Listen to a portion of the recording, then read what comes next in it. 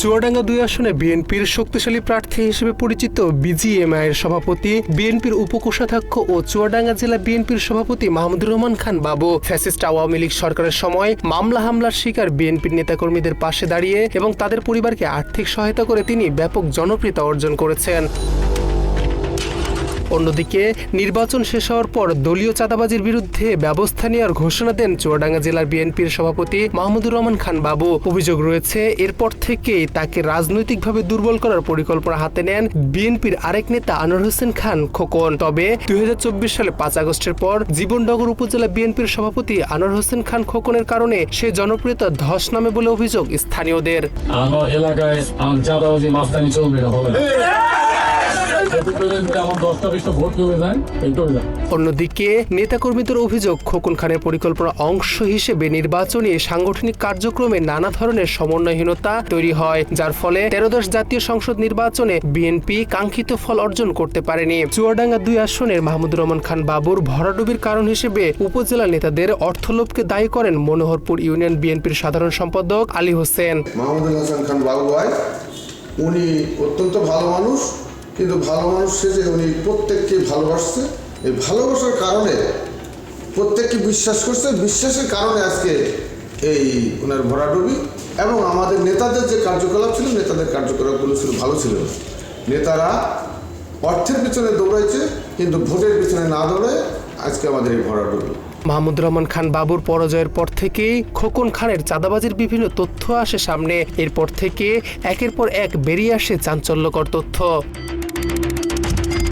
জানা গেছে ৫ আগস্টের পর সাবেক প্রধান নির্বাচন কমিশনার কাজী রফিক উদ্দিন আহমেদের ভাইয়ের কাছ থেকে প্রায় ৭ কোটি টাকা মূল্যের জমি কিনেছেন খোকন খান। এছাড়া ঢাকার পূর্ণিমা উদ্যানে ১৬০০ স্কয়ার ফুটের ২টি, মিরপুরে ২টি এবং পল্লবীতে একটি ফ্ল্যাট কিনেছেন বলে অভিযোগ উঠেছে। তার এসব টাকার উৎস নিয়েও চলছে আলোচনা সমালোচনা। খোকন দফা নিয়েছে নাকি? ওখানে জমির মূল্য কত? 18 বেশি নিছে না? বিঘা? হ্যাঁ। ওটা আমার চাচাতো ভাই নেওয়ার কথা হচ্ছিল, বুঝেছেন? মূল্য কত? হ্যাঁ, মূল্য কত? হ্যালো, কতটুকু জমি? ও তো অনেক জমি, মনে হয় 13-14 বিঘে। একইভাবে ৫ আগস্টের পর সাবেক ২ সেনা সদস্য জসিম আর মশিউরের মাধ্যমে বিভিন্ন ব্যবসায়ীর কাছ থেকে চাঁদাবাজি করার অভিযোগ রয়েছে। এদের মধ্যে মশিউর জীবননগর পৌর বিএনপির সাধারণ সম্পাদক শামসুজ্জামান ডাব্লিউকে সেনা হেফাজতে নেয়ার সোর্স ছিল বলেও জানা গেছে। জানা যায় ৫ আগস্টের পর যেসব ব্যবসায়ী টার্গেট করেছিলেন খোকন খান, তাদের মধ্যে ছিলেন জীবননগরের আন্দুলবাড়িয়ার ব্যবসায়ী ও বিএনপির সমর্থক আকুল মিয়া। তাকে ২০২৪ সালের ১০ আগস্ট থেকে ডিজিএফআই পরিচয়ে কয়েক দফায় ফোন করে জসিম ও মশিউর। এক পর্যায়ে তারা খোকন খানের সঙ্গে যোগাযোগ করতে বললে আকুল মিয়া জেলা বিএনপির সভাপতি মাহমুদুর রহমান খান বাবুর শরণাপন্ন হন। পরে তার হস্তক্ষেপে ফোন হুমকি বন্ধ হলেও চাঁদা দিতে হয় আকুল মিয়াকে। তার ইটভাটার জন্য মাটি আনতে প্রতি গাড়িতে ১০০ টাকা করে চাঁদা দেন খোকন খানকে। ৫ তারিখ পর থেকে ১০ তারিখে শুরু করছিল, বুঝছো? আচ্ছা আচ্ছা, খোকন খান, ওই খোকন খান, ওই ভদ্রলোক হলো তোমার, উনি তো নিজে না, ওই যে আছে না তোমার কি যেন মশিউর বলে এক ছেলে, আর্মি চাকরি ছিল ছেলেটা, ওই যে ইয়েতে বাড়ি, ওই পুরন্দপুর না কোন যেন বাড়ি, পুরন্দপুর।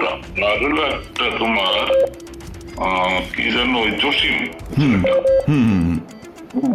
জি জি জি। তো তোমার এরা ইয়ে করছিল তোমার প্রথম ৫ তারিখের পর ওই ১০ তারিখ রাত্রে আমার তো খুব হুমকি ধামকি আমি ধরে নিয়ে যাও, তুলে নিয়ে যাও অঙ্ক।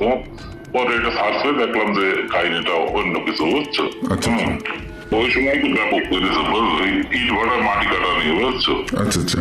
প্রতি গাড়িতে ১০০ টাকা নিয়েছে খামছে, বুঝছো? আমরা কাটে মাটি এখন অন্যান্য লোকে কেটে আমাদের সাপ্লাই দেয়, বুঝছো? জি জি। প্রতি গাড়িতে ১০০ টাকা করে ওনার দিয়ে তারপর গাড়ি আন্দোলনে বের করতে এসে, বুঝছেন? মাত্র ৩০% টাকায় জমির মালিক হয়ে নতুন বাংলাদেশের গড়ে তোলার স্বপ্ন দেখা বাংলা বসতি। শুধু তাই নয়, অভিযোগ রয়েছে রায়পুরের মারুফদা মাছের বাওড় নিয়েও।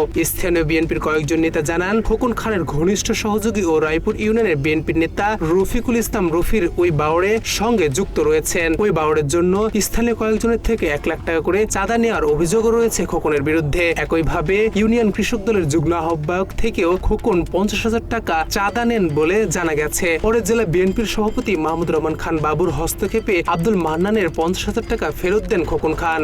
দাদা, আপনার সেই 50,000 টাকা খোকন খান দিয়ে দিয়েছে? হ্যাঁ দিয়ে সেই তারিখে দিয়ে দিল, ভোটের আগেই।